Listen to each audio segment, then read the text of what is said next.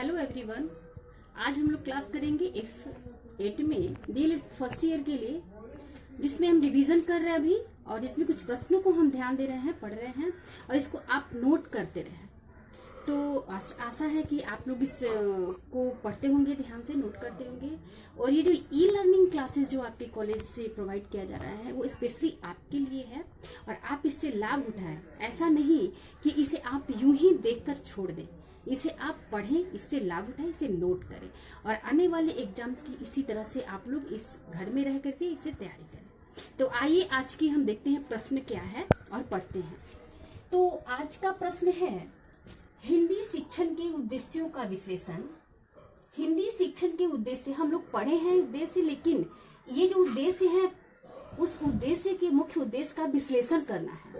तो उद्देश्यों का विश्लेषण ज्ञानात्मक, कौशलात्मक, रसात्मक, सृजनात्मक और अभिव्यक्त्यात्मक आधार पर करें। इन सब का विश्लेषण करना है कि इन आधार पर हम किस प्रकार के उद्देश्यों की प्राप्ति कर सकेंगे। जैसे कि ज्ञानात्मक है, तो ये ज्ञानात्मक जो उद्देश्य है, ये बच्चों से हम हमारा जो हिंदी शिक्षण से में बालक के को कौन से ये ज्ञान की हमें प्राप्ति, उसे किस प्रकार हमें पढ़ाना है। तो सबसे पहले यहाँ जानेंगे कि ज्ञानात्मक से क्या तात्पर्य है और ये ज्ञानात्मक उद्देश्य क्या है। तो ज्ञानात्मक से तात्पर्य बालक के या छात्रों को भाषा एवं साहित्य की बातों का ज्ञान देना। भाषा एवं साहित्य, भाषा क्या है और इस भाषा को किस प्रकार से उस बालक के अंदर हमें ज्ञान देना है, और जिसमें जो है जो अधिकतर जो है वो उच्चतर माध्यमिक विद्यालयों में ये जो है ज्ञानात्मक ये कार्य करता है। ज्ञानात्मक उद्देश्य जो है हिंदी शिक्षण में वो ज्यादातर वो माध्यमिक विद्यालयों में काम करता है, जहाँ पे आपका ध्वनि है, शब्द, वाक्य रचना। तो जिसमें आपका वहाँ उन बच्चों को ध्वनि मतलब वो ज्ञान देना जिससे जो माध्यमिक स्तर पर जो बालक जो है वो निबंध बोल सके, पढ़ सके, लिख सके, उपन्यास पढ़ सके, नाटक, काव्य, गीत इत्यादि जो है विधाओं का ज्ञान, संस्कृति और पौराणिक व्यवहारिक जीवनगत अनुभूतियों, गाथाओं, जैसे हमारे यहाँ जो दंत कथाएं हैं या किसी किताबों में लिखी हुई हो उसे पढ़ना, बताना। तो ये सारी चीजें जो है ना वो ज्ञान, इसको पढ़कर, इसको सुनकर, इससे उसको ज्ञान मिले और उसे वो वर्णन कर सके शब्दों में, ध्वनियों में, है ना। तो इस तरह से जो है वो ज्ञानात्मक कौशल का हमारा ये विशेषात्मक उद्देश्य है, जिसमें जो है कि हम उसमें क्या क्या उद्देश्य हमारा रहेगा ज्ञानात्मक में। तो जब वो बच्चा ध्वनि या शब्द या वाक्य रचना करता है तो उस समय उस ध्वनि को पहचान सके।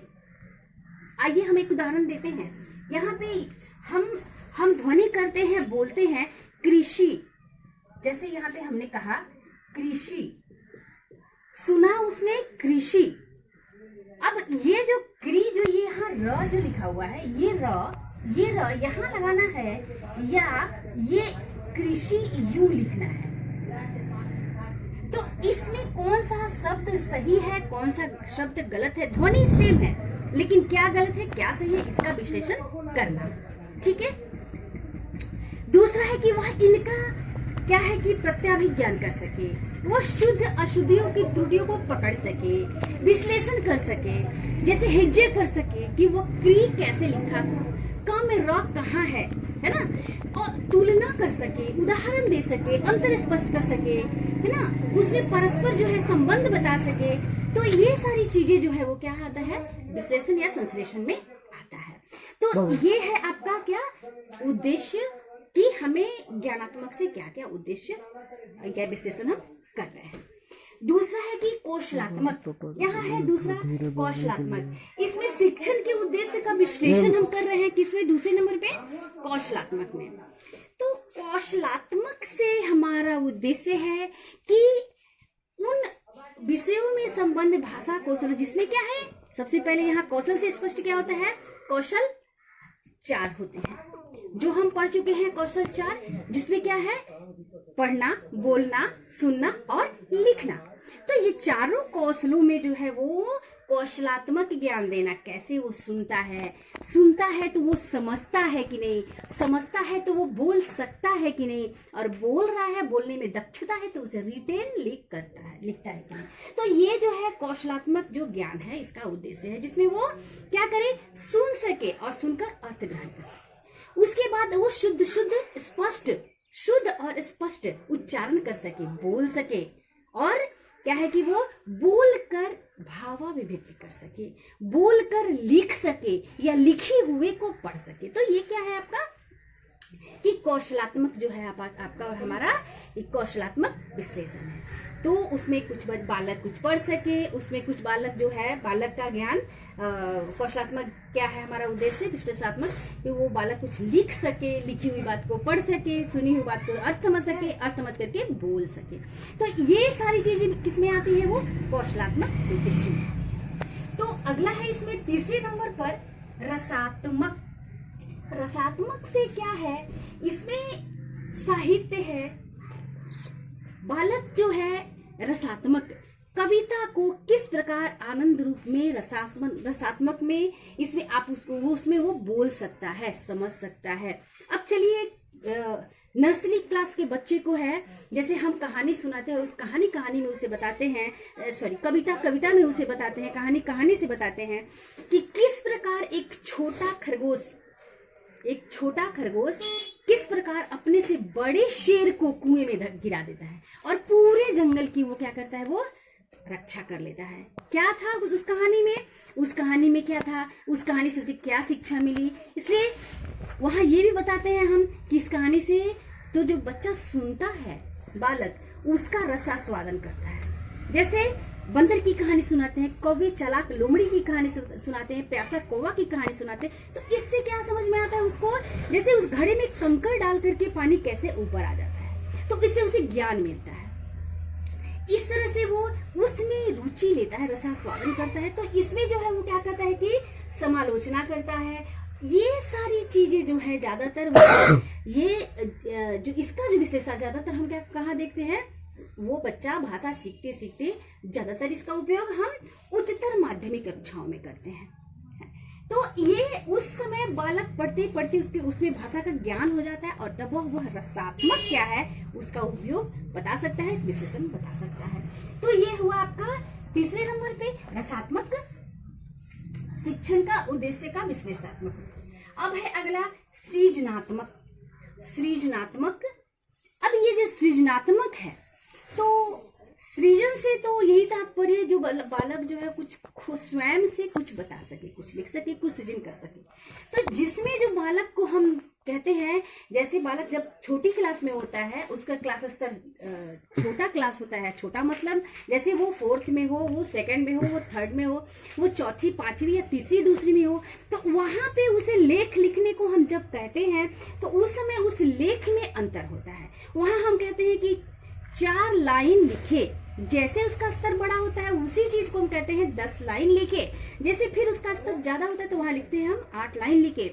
ऐसे स्तर करते करते जब बड़ा होता है तो उसी कविता को, उसी निबंध को, उसको लिखने के लिए हम कहते हैं कि वो इसका एक निबंध लिखे। निबंध में वो सभी चीजें आनी चाहिए आगे क्लासेस में जो उसमें होना अनिवार्य होता है।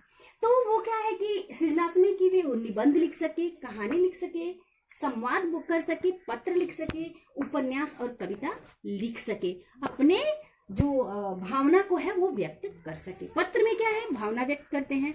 पत्र को किसे लिखना है, पत्र किसके लिए लिखना है, पत्र में क्या लिखना है, पत्र का विषय क्या है, तो ये सारी चीजें वो अपने मन से सृजित करता है। तो ये है आपका सृजनात्मक। अगला है अभिविद्यात्मक। तो अभिविद्यात्मक से यहाँ हम स्पष्ट करते हैं कि उसका तात्पर्य क्या है। तो छात्रों को साहित्य सृजन की प्रेरणा देना। अभिविद्यात्मक यानी स्वयं वो बालक स्वयं जो उसको हम प्रेरित करेंगे, उसको बताएंगे, ये हमारा मुख्य उद्देश्य होगा, जिसमें कि इस उद्देश्य में हिंदी शिक्षण में उसको प्रेरणा देती है सृजन करने का, लिखने का स्वयं से, और स्वयं वह उस रचना में क्या है कि मौलिकता लाता है। जिस प्रकार से अगर कहीं वो कोई संवाद पढ़ता है, कहीं कुछ सुनता है, घटना हुआ, बात हुआ, उसे कैसे वो व्यक्त कर सकता है। तो उससे जो है उसमें मौलिक जो है, मूल जो बात जो है उसके अंदर, तो उसकी योग्यता वो विकास करता है, अपनी योग्यता का वो विकास कर, उसकी बालक की योग्यता का विकास करते हैं। और जिससे वो क्या करता है बालक, विषय यानी जो टॉपिक दिया जाता है, जिसपे उसको बोलना है, स्वयं से उसको लिखाने का, तो विषय और उसके भाव और विचारों जो है उपयुक्त जो उसमें होना चाहिए, उस साहित्य की विधा का वो खुद चयन करता है और वो खुद ही उसके भाव और विचारों को व्यक्त कर सकता है। तो ये इसका उद्देश्य है कि वह खुद ही स्वयं ही व्यक्त कर सके, स्वयं उसके भाव और विचारों के प्रभाव को पूर्ण रूप से व्यक्त कर सके, कल्पना की सहायता से व्यक्त कर सके। अगर हम कहते हैं कि आसमान में बहुत तारे हैं, तो आसमान में बहुत तारे हैं कहने से आसमान में बहुत तारे हैं, यानी यहाँ जो वो एक्शन करके भी बता रहे हैं, हाथों से बता रहे हैं, तो वो बहुत से ये पता चलता है वो गिना नहीं जा सकता। तो उसके भाव को कैसे वो स्वयं कर सके, कल्पना से भी अपने ढंग से करे, वो स्वयं के ढंग से करे। तो इस प्रकार जो क्या है वो इस तरह से जो छात्र जो है अभिव्यक्तात्मक है। अभी जो इसके जो दृष्टिकोण था, इसका जो तात्पर्य का, इसका ये तात्पर्य था कि अभिवृत्तियों का विकास करे वो हिंदी शिक्षण के माध्यम से।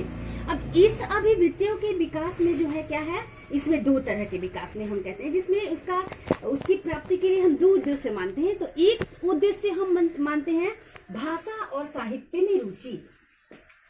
एक उद्देश्य है भाषा और साहित्य में रुचि। भाषा और साहित्य में रुचि पहला उसका उद्देश्य है आपका अभिव्यक्तित्व में। तो इस भाषा और इसमें जो है उसमें क्या है कि भाषा यानी हिंदी में, इंग्लिश में ही। तो ये हिंदी या इंग्लिश कोई भी अगर भाषा लेते हैं या संस्कृत लेते हैं, तो कोई भी मेन भाषा, तो उस भाषा में उसकी रुचि हो, पढ़ने की, वो रुचि से पढ़ सके, मन लगाकर पढ़ सके, उत्साहित होकर के पढ़ सके। और साहित्य में रुचि, तो साहित्य में वो क्या करे कि जैसे कि पाठ्यक्रम के अतिरिक्त बालकों को अन्य पुस्तकों पढ़ने की इच्छा होती है, कहानी है, चंपक है, नंदन है, तो ये सारी वो कहानी पुस्तकें जो वो पढ़ सके, अच्छी अच्छी कविताएं पढ़े, चंदा मामा की कविता, बंदरों की कविता, कौवे की, लोमड़ी की इत्यादि, वो अच्छी अच्छी कविताएं पढ़े और खुद कक्षा विद्यालय में जो इसका योगदान दे, कक्षा में अपने पाठ्य पुस्तक से भी और अन्य पुस्तकों से भी उस कविता को बोल सके, विद्यालय में होने वाले कार्यक्रम में भाग ले सके। रुचि होगा साहित्य में तो वो भाग लेगा। विद्यालय और कक्षा में जो है, जो बाहर से भी कविता को याद करे और उसमें साहित्य के अनुसार उस कार्यक्रम को बताए, वार्तालाप करे। दूसरा है यहाँ पे कि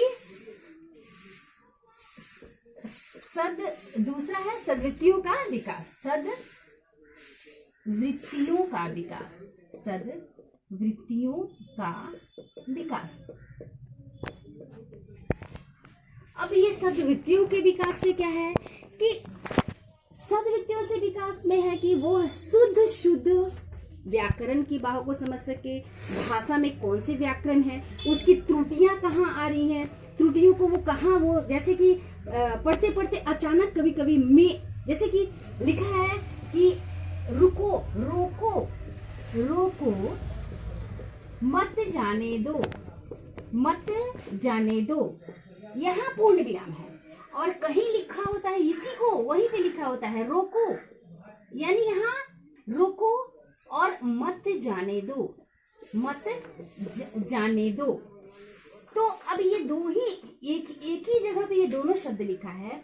यहाँ लिखा है रोको मत जाने दो, रोको नहीं उसे जाने देना है, और दूसरी जगह उसी के नीचे लिखा है रोको मत जाने दो। रोके के बाद वहां पे एक विराम है, अल्प विराम, तो यहाँ अल्प विराम को देखना है और फिर देखना है मत जाने दो।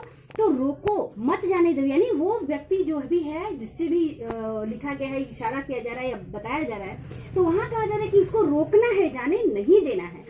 तो इस तरह से जो है सद्वृत्तियों के विकास में शुद्ध बोलना, कहाँ अल्प विराम है, कहाँ विराम है, कहाँ रुकना है, कहाँ किस बात से क्या अर्थ स्पष्ट होता है इसकी, उसे उस भाषा में तो जानकारी होती है। तो इस तरह से आपने आज पढ़ा कि हिंदी शिक्षण के उद्देश्यों का विश्लेषण करना है, कौन कौन कहाँ कब कब आपको ज्ञानात्मक में, कौशलात्मक में, रसात्मक में, सृजनात्मक में और अभिवृत्तियों के, तो इन सभी आधार पर भी आपने पढ़ा इस प्रश्न को। तो इसको आप नोट करेंगे, इससे लाभ उठाएंगे और इसके आगामी आने वाले एग्जाम्स की तैयारी इस तरह से आपकी होगी। Thank you.